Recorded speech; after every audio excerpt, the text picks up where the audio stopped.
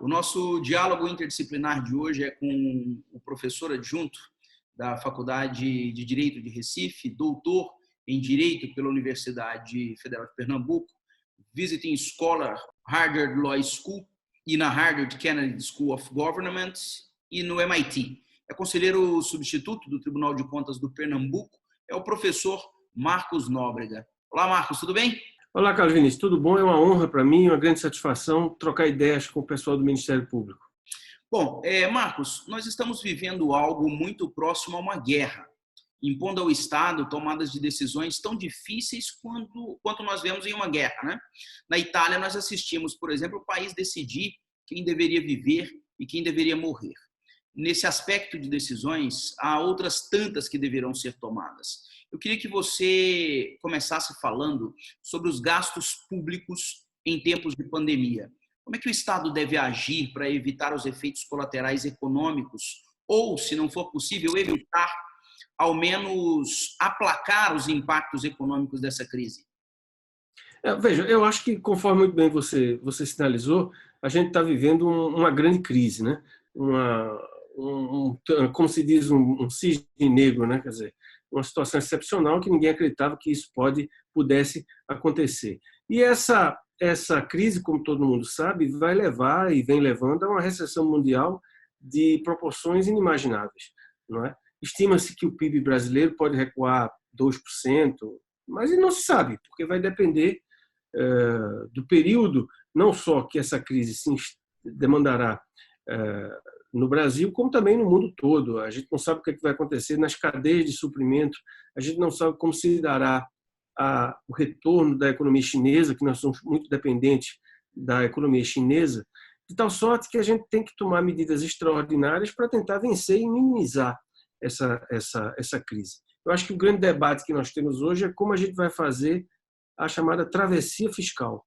Eu já estou pensando no mundo pós-Covid, né? Um mundo pós-coronavírus, né? E aí a gente tem algumas alternativas que são importantes. A primeira alternativa, que a gente sabe, é a política monetária, né? O governo, corretamente, aliás, seguindo o sentimento dos bancos centrais de outros países do mundo, cortou a taxa de juros, numa tentativa de dar algum fôlego econômico. Embora eu devo dizer que é preciso até repensar, e esse é um debate macroeconômico, qual o verdadeiro impacto da taxa de juros no reaquecimento econômico. Desde 2008, os países centrais têm taxas de juros muito baixas e as economias não vivem um espetáculo de crescimento. Outra coisa importante que a gente pode discutir no âmbito da política monetária é o que a gente chama de quantitative easing, né? Que é a possibilidade de você o Banco Central tentar comprar, através da emissão monetária, comprar bônus público e privado no sentido de dar uma injeção de liquidez na economia. Isso foi feito fartamente em 2008 e certamente será feito com muito mais rigor agora, com muito mais com uma dimensão muito maior agora nessa crise do coronavírus. E a discussão que tem é se haverá, nessas medidas, haverá impacto inflacionário, e eu devo dizer que não haverá nenhum impacto inflacionário, porque não ocorreu, inclusive, em 2008, o que leva, inclusive, a uma rediscussão da chamada teoria quantitativa da moeda, né? Uma discussão hoje no debate internacional macroeconômico é a nova política, a nova teoria monetária, né? Então, esse é um impacto muito grande. E outro aspecto é que a própria recessão vai segurar os preços, e isso vai se dar de forma muito clara. Mas eu acho que o grande debate, a grande eficácia não será a eficácia monetária, mas sim a política fiscal. Essa é uma guerra que vai ser travada no âmbito fiscal, ou seja, os governos vão ter que, evidentemente, gastar. E esse gasto feito pelos governos, a primeira medida que deve ser tomada é você suspender temporariamente as amarras fiscais. Isso tem sido feito pelo governo brasileiro e também pelos governos estaduais, não é? Nós tivemos uma suspensão dos dispositivos do artigo 65 da Lei de Responsabilidade Fiscal, que estabelecia a necessidade de você ter cumprir metas fiscais, e essas metas fiscais, obviamente, não há nenhuma condição de serem cumpridas. E me parece o que foi mais contundente recentemente foi uma liminar concedida em ação direta de inconstitucionalidade pelo ministro Alexandre de Moraes, suspendendo temporariamente vários dispositivos da Lei de Responsabilidade Fiscal, né? sobre despesas obrigatórias de caráter continuado, fazendo, evidentemente, a ressalva que essas despesas devem ser feitas no combate da pandemia. O problema que se tem, e aí é um primeiro problema interpretativo, é o que é o combate à pandemia, né? Quer dizer, é só comprar máscaras ou respiradores? Me parece que o conceito deve ser expandido por algo muito mais amplo, né? E tem sido feito, inclusive, com o aspecto de ajuda para empresas, no sentido de manter o funcionamento da economia. Acredito eu, e aí é uma colocação que foi muito feliz colocada pelo Dr. Carlos Vinícius, que a gente vive uma situação de guerra. E nessas situações, a gente tem que ter um orçamento paralelo, a gente tem que ter um orçamento de guerra, né? E medidas extraordinárias têm que ser tomadas.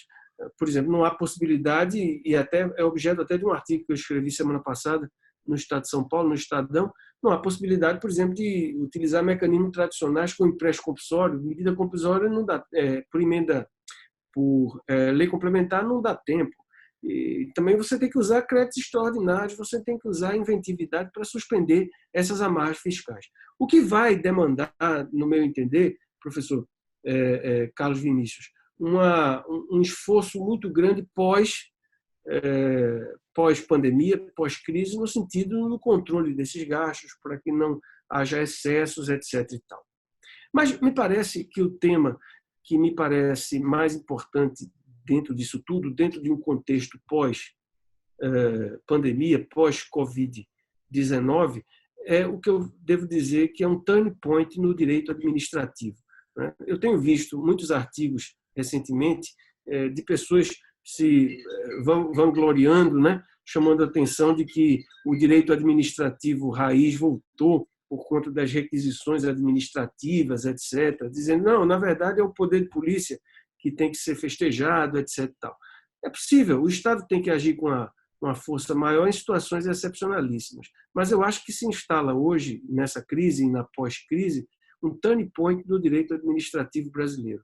Eu costumo dizer que o direito administrativo brasileiro, que é um século onde você não tinha a compreensão total do que era incompletude contratual, do que era risco, partilha de risco nos contratos, do que era simetria ou assimetria de informação. E todo o referencial teórico brasileiro, que consta nos grandes manuais, fantásticos manuais de direito administrativo que a gente tem no país, determinam que a regulação desses contratos deve ser feita dessa forma. De sorte que isso não é mais possível. Já não era possível antes da pandemia e certamente não será possível doravante. Sobretudo pelo impacto brutal que vai ter nos contratos. Os contratos de concessão, por exemplo, os contratos de PPP, nós vamos ter um trade-off, uma tensão extraordinária entre a clássica teoria da imprevisão, né, força maior, e o reequilíbrio econômico-financeiro dos contratos. O modelo clássico de direito administrativo brasileiro não vai resolver esse problema, porque o impacto no fluxo de caixa das concessionárias, o impacto sobre a taxa interna de retorno será de tal maneira que não há condições de ancorar, teoricamente, no artigo 37.21 da Constituição Federal ou no artigo 65 da Lei 8666. Eu acho que é necessário a gente aprofundar o debate no âmbito do direito e na economia dos contratos, discutindo, por exemplo, parâmetros de programação dinâmica, como é que o fluxo, como se dá a inter-relação dos canais de suprimento e do fluxo de caixa nesses contratos. Outra coisa, doutor Carlos Vinícius, que eu acho que precisa ser rediscutido é até que ponto nós fomos excessivamente punitivos em relação às empresas. Tanto é verdade que, nesse momento agora de crise, a gente está levantando, suspendendo a impossibilidade de contratar com empresas que tiveram sanções. Quer dizer, será que a gente apertou a mão pesada nesse direito administrativo sancionatório? E outro impacto que a gente vai ter, também de forma muito contundente no direito administrativo, é a possibilidade de fazer um fast track de compras públicas. Nós vimos muito nessa lei recente, nos decretos que a regulamentam, a possibilidade de fazer um fast track para fazer compras governamentais com mais rapidez, suspendendo os critérios de habilitação, flexibilizando a questão dos preços Então, isso vai ser um grande laboratório e uma grande lição para uma rediscussão das leis de licitação. O senhor sabe muito bem que a nova lei de licitação dormita numa prateleira do Senado Federal e a informação que tem é que há pouco estímulo para aprová-la. E mesmo que ela seja aprovada, Dr. Carlos Vinícius e amigos, ela pouca resposta dá para esses desafios doravante enfrentaremos nas contas públicas. Então, eu acho que a gente vive realmente um turning point do direito administrativo e do direito público, na verdade. Por exemplo, e há impactos que a gente nem conhece exatamente. Por exemplo, estamos vivendo aqui no Recife, eu sou de Recife, moro em Recife, muito interessante, porque a Prefeitura do Recife resolveu antecipar o pagamento do IPTU 2021, nem se deu ainda o fato gerador, e aí há uma discussão se isso é renúncia de receita, e uma receita que seria devida para o próximo gestor, porque em tese teremos eleições esse ano. Houve uma concessão de liminar pelo Tribunal de Contas e isso está sendo em discussão. Quer dizer, todos esses impactos não se pensava no direito público há 2 meses atrás. Então, os desafios são muito grandes e a gente vai precisar reunir toda a inteligência e a inventividade nacional para discutir isso aí. Aliás, não só nacional, é um debate que se coloca no mundo todo e hoje o stress, né? A gente vive o direito público, ele está sobre uma situação de alto estresse, de alta tensão, e disso vai nascer coisas novas e é importante que nós tenhamos ideias novas. Muito bem. Você tocou em alguns pontos muito interessantes, professor. Um deles eu até conversava há pouco tempo, agora de manhã, com o professor Floriano, também seu amigo, lá da Universidade de São Paulo. Nós conversávamos... Meu mestre, né? Mestre em todos nós, né? Todos nós. Nós falávamos exatamente sobre a questão do reequilíbrio e como o direito administrativo, de fato, vai passar por uma remoldagem, porque as áreas não são mais extraordinárias e ordinárias, houve uma confusão e a gente vai ter que fazer uma grande mediação e alocação dinâmica de custos e ônus e bônus nos contratos, porque não dá para alocar nem no poder concedente, nem nos concessionários. Eu acho também, e eu vou ser muito sincero com você, eu tenho refletido muito sobre essa questão de alocação de risco, de matriz de risco, né? Em boa parte, Carlos Vinícius, é tudo um chutômetro, né? Porque alocar risco e probabilidade é brincar de Deus, né? Eu vejo assim, umas tabelas assim, umas probabilidades, um negócio todo bonitinho, as tabelas Excel tudo coloridinha, mas, sabe, eu li um livro recentemente, agora daquele autor que é conhecido, Nassim Taleb, chamado Iludidos pelo Acaso. Ele diz que tudo é um acaso, né? Quer dizer, a gente, no nosso pressuposto de jurista racional, porque a nossa pressuposição teórica é que nós somos racionais, né? Podemos legislar porque somos o legislador racional. Então, nosso pressuposto, a gente pode estimar isso tudo, mas, na verdade, não pode, né? De tal maneira que, diante dessa incerteza premente que a gente vive no mundo de hoje, que não é um mundo de 100 anos atrás, é um mundo muito dinâmico, ganha mais força parâmetros de renegociação do que parâmetros de ancoragem no risco. Exatamente. Então, os contratos eles não podem ser ancorados no risco, na matriz de risco, eles têm que ser ancorados no direito à renegociação entre as partes. E o que me preocupa também, doutor Carlos Vinícius, é que o Estado, pós-pandemia, ele venha super empoderado, né? E já que ele teve medidas bem exitosas, como requisição administrativa, e o momento era esse, isso era importante. A minha preocupação é o Estado venha super empoderado, digamos assim, botando sua mão forte no reequilíbrio dos contratos. Né? Essa é a minha preocupação. O Estado volta anabolizado, né? E aí ele pode querer continuar usando toda essa força, principalmente no controle. Eu já vou tocar nesse assunto contigo. Mas eu queria aproveitar a sua fala e voltar um pouquinho só para que você ferisse mais uma vez esse tema. Você falou do regime, do que você está chamando de regime fiscal extraordinário, né? Que separa os gastos de curto e longo prazo, reconhece o que são as despesas emergenciais, essas demandas speed, que você chamou de fast track do Estado, né? E você até tocou em algumas. Você falou do empréstimo compulsório, demanda lei complementar, isso demanda tempo, a gente não tem tempo para isso. Corte de repasse de duodécimo, talvez, alguns estados estão ventilando isso já, corte de repasse para poderes ou para órgãos, abertura de créditos extraordinários? Que ferramentas que o gestor vai ter à sua disposição para isso? Eu acho que é basicamente a questão de créditos extraordinários, a questão do realocamento de recursos, não é? Corte de despesas não essenciais, não é? Certamente contingenciamento de despesas de custeio.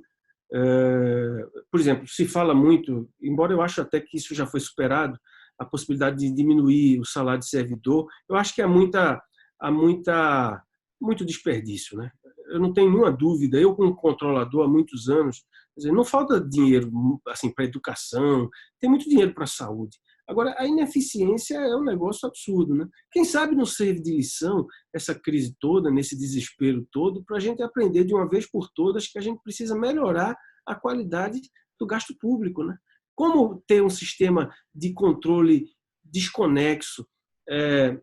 Porque, veja, eu acho que a gente vive um desarranjo institucional no Brasil. É muito cacique para pouco índio. Quer dizer, todos os sistemas de controle querem mandar de um jeito e de outro jeito, e a gente vive uma grande confusão e a gente esquece o mais importante de tudo, que é o problema da eficiência. Então, acho que, basicamente, são suplementações e créditos extraordinários, e a grande lição que a gente tem disso tudo, no meu sentido, como que milito na área de política fiscal há muitos anos, é que tem que gastar para salvar a vida. Depois você resolve como é que vai fazer. Imagine que você tenha uma pessoa, um ente querido que está precisando se hospitalizar, a última coisa que você vai perguntar, querer saber qual o limite do seu cartão de crédito, né? Você passa o cartão de crédito e depois, eu me viro, eu quero salvar esse ente querido. Então a gente precisa salvar pessoas. E a questão fiscal é mais à frente. Embora, é bom que se diga, é preciso discutir, porque há muito debate macroeconômico hoje sobre esse impacto sobre a política pública, né? Depois a gente vai precisar redefinir questão fiscal. A gente vai ter que rediscutir o direito financeiro, vai ter que rediscutir o direito administrativo, ou seja, é um turning point do direito público. A coisa é muito séria, a coisa realmente é muito complexa. Marcos, você que é um grande estudioso de orçamento, é referência para todos nós, inclusive, você sabe, e nós sabemos, do grande problema, que é o problema federativo fiscal brasileiro, né? Essa centralidade de recursos na União e a vida, os gastos, a gestão, o cotidiano, acontece, não é na União, acontece nos estados, nos municípios, né? Será que esse é um ambiente, esse momento, era um momento até para nós repensarmos também essa repartição de receitas e outorgar maior autonomia para esses entes? Esse é um debate que você tem muito forte no mundo todo, pelo menos desde os anos 90, né? Os organismos internacionais, o Banco Mundial, o BID, o FMI, sempre vem defendendo para os países em desenvolvimento parâmetros de descentralização, né? O grande desafio é como empoderar os entes subnacionais para conseguir aplicar esses recursos adequadamente, né? Esse é o grande desafio, né? Quer dizer, transferir recursos para município pequeno, será que a qualidade de gasto vai melhorar? Então, assim, é uma questão de grande complexidade. Por outro lado, quando você centraliza gasto, você perde o contato com a vida real, né? Quer dizer, o cara está em Brasília, ele não sabe o que se passa em Alcântara, lá no Maranhão, ele não sabe o que passa em Jacaré dos Homens, em Alagoas. O Brasil é um continente, né? Então, é o grande trade-off, descentralizar ou não descentralizar. Eu acho que, ao descentralizar, você tem que dar condições para empoderar os entes subnacionais para melhorar, inclusive, sua capacidade de arrecadar, né? Que basicamente é muito baixa no ente subnacional. Talvez, também acho que é possível que agora a gente tenha uma janela de oportunidade para fazer isso, né? Veja esse caso agora, por exemplo, de compra de máscaras e equipamentos. A maioria dos municípios brasileiros podem comprar, sempre puderam, mas esperam pelo Ministério da Saúde para que centralize as compras. Quer dizer, sempre há uma espécie de moral hazard. A gente está sempre esperando alguma coisa em relação a isso. E acho também, amigos do Ministério Público e do Dr. Carlos Vinícius, que também há uma janela de oportunidade para a gente rever as vinculações constitucionais. Eu acho que, às vezes, no Brasil, a gente tem ideias boas que, na prática, não se revelam tão boas. Uma delas parece ser as vinculações constitucionais, né? Que amarra o orçamento e deixa com pouquíssima flexibilidade. Talvez, se o nosso orçamento fosse mais flexível, a gente precisasse de menos medidas emergenciais, legais, para poder ter mais agilidade para gastar. É tudo um complexo, é tudo um pacotão de reformas, né? E eu creio que isso vai estar no debate nos próximos anos, né? É engraçado esse ponto que você toca do problema da descentralização, que tem, obviamente, uma vantagem, mas tem um problema. Eu conversava também há pouco tempo com uma outra amiga nossa em comum, a Marilda Silveira, e nós conversávamos como no Brasil o controle se qualificou, tornou-se eficiente, os controladores são muito tecnicamente qualificados, mas o gestor da ponta não é.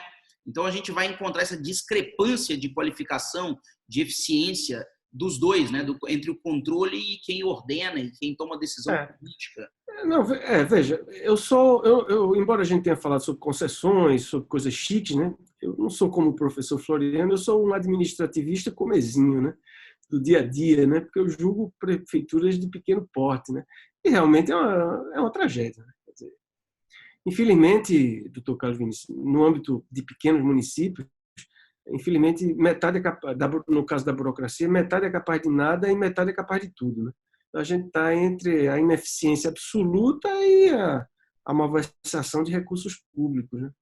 Agora, se é que isso serve de consolo, hoje em dia ainda é melhor do que era quando eu entrei no serviço público há quase 30 anos atrás. Ainda é melhor. Então, assim, é um processo, né? É um processo que certamente eu acho que não estarei aqui para ver ele plenamente realizado, mas é um processo. Então, o Brasil tem melhorado bastante, né? Até a gente fala assim, por exemplo, todo mundo fala mal do SUS, mas pô, tem o SUS, cara. E os países aí que não tem sequer sistema público? Exatamente. Se a pessoa passar mal, morre. Bem ou mal tem SUS. Quer dizer, são coisas que a gente acha que é tudo muito ruim e existem, né? Existem. Bom, Marcos, para não tomar muito o seu tempo, eu queria só tocar um outro assunto. E aí nós já caminhamos para o fim. Não, eu tô de quarentena, cara. Já tô de quarentena aqui. O tempo não fala. Temos todo o tempo do mundo, então. Eu não tô nem fantasiado de jurista. Você está aí fantasiado de jurista? Eu não tô nem fantasiado de jurista. Do ponto de vista do controle agora, já que nós falamos do controle, como você acha que serão controlados esses gastos dos gestores superada a crise? Eu estou te perguntando isso porque o meu temor é o uso do framework tradicional, ordinário, para fazer controle extraordinário. Agora todo mundo quer que o gestor gaste, nós queremos salvar o paciente e apresentamos o cartão de crédito. Só que depois vão contestar a fatura. E vai contestar sobre qual premissa? Sobre a premissa tradicional? Ou vai levar em consideração o que foi alterado agora recentemente lá na Lei de Introdução às Normas de Direito Brasileiro? A gente vai levar em consideração essa circunstância prática em que o gasto foi envolvido? Ele não morre. Agora está um bocado de viúva chorando aos pés do caixão dele, lá na lápide lá dele. Ele saiu por aí andando. Tem muita gente dizendo até que ele ressuscitou. Não, isso é verdade. As viúvas estão todas em frenesi. Mas o fato é o seguinte, regra de significar princípio da eficiência. O que é a legalidade? Não confundir legalidade com legalismo. E na sua instituição e na minha instituição tem muito excesso. O cara vem empoderado, a meninada passa no concurso aí, tem o código dentro da cabeça, fica feito doido, vai para o município. Tem município pequeno do Nordeste, quem administra é o promotor, porque o prefeito tem medo dele. Aí o prefeito quer fazer não sei o quê, vai lá na casa do promotor, que tem 25 anos. Como é que pode? É preciso realinhar isso tudo. Eu acho que há um grande desarranjo institucional do sistema de controle no Brasil. E só com debate, canais, e aí eu quero parabenizá-lo pelo esforço aí na escola do Ministério Público, eu acho que é um fórum. É um fórum trazendo gente de fora da instituição, porque a gente não pode olhar só para o próprio umbigo, né? Tem que trazer academia, tem que trazer Tribunal de Contas, tem que trazer organizações internacionais para que a gente possa debater, né? Porque todo mundo está aqui, eu, você, a gente está aqui querendo interesse público, bem comum, né? Por isso que a gente escolheu essa carreira da gente, né? Não é verdade? É isso aí. Marcos, eu quero agradecer imensamente o seu tempo.